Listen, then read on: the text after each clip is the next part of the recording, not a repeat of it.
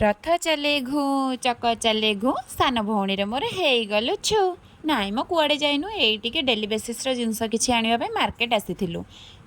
आपण माने तो जानिथिबे झियो पिला मानकर तो सजबाजटा आग लेडीज कॉर्नर किछि जिनस किणा किणी करि आसी एबे आसी पहुंची गलो क्लॉथ स्टोर रे।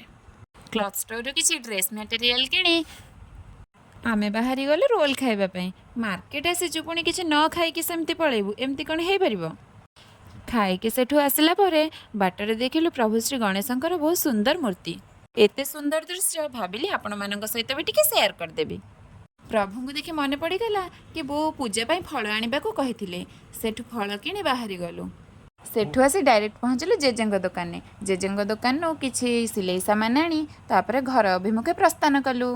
गाँ को पशिबा मात्रे जेमिति लागुथुला बाण बाजा बजेइके हमकु वेलकम करुछंती।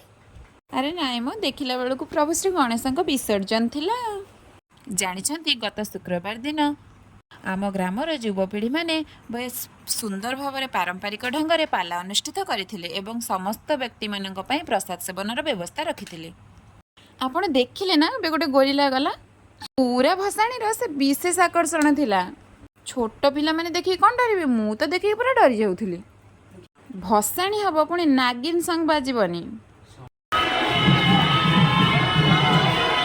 सेतेबेले तो गोरिला को देखिथिले एबे पुणी देखंतु भालू आसीगलाणी।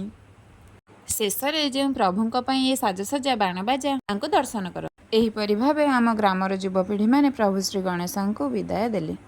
रहिली नमस्कार। जय जगन्नाथ।